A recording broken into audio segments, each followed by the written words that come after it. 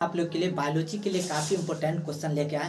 पहला क्वेश्चन है, जीवों में जनन की क्या आवश्यकता, यानी जीव में जनन की क्या आवश्यकता।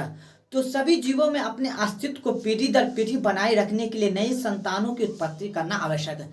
कहने का मतलब जीवों में जनन की आवश्यकता क्यों है, क्योंकि वो अपनी पीढ़ी को बढ़ाना चाहता है। हर सजीव पदार्थ चाहता है कि अपनी पीढ़ी बढ़े, तो इसीलिए उसमें जनन का अति आवश्यक है। यह क्रिया जनन द्वारा होता, यदि जनन न हो तो जीव विलुप्त हो जाएंगे। और यह प्रक्रिया किसके द्वारा, जनन के द्वारा था। अगर ये जनन की प्रक्रिया बंद कर दिया तो आप समझ जाइए क्या कि दुनिया में कोई है ही नहीं। तो इसीलिए सजीवों में जनन की आवश्यकता होती है। क्यों? क्योंकि आपको हम बता चुके हैं और फिर से जान लीजिए कि जीवों में जनन की आवश्यकता इसलिए होती है कि वो अपने पीढ़ी को बढ़ाना चाहता है। मान लीजिए हम अभी कुछ और है, तब मेरा बेटा होगा, उससे बेटा सब, यानी जीव का जनन बढ़ता जाएगा, तो वो पीढ़ी दर पीढ़ी बढ़ता जाता है। और एक समय अगर जनन को बंद कर दिया जाए तो दुनिया में कोई भी दिखाई आपको नहीं देगा। इसलिए सजीवों में जीवन जनन की आवश्यकता पड़ती है। फिर है नेक्स्ट क्वेश्चन कि मानव विवर्तन के क्या कार्य है। विवर्तन आप समझ जाइएगा, हिंदी वर्ड है, इंग्लिश में आप लोग जानते हैं कि मानव में विवर्तन के क्या कार्य है। नर मानव में अंडाकार आकृति वाला एक बाह्य अंग होता है।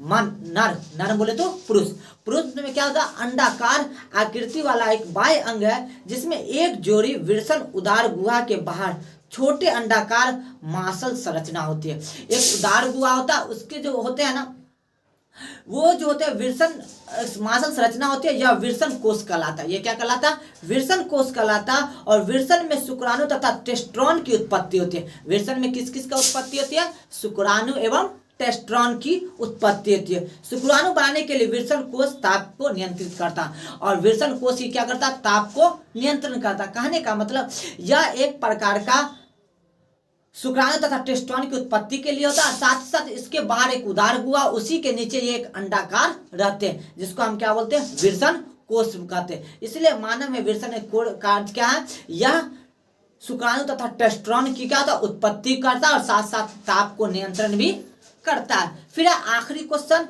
कि स्वपरागन एवं परपरागन में क्या अंतर है।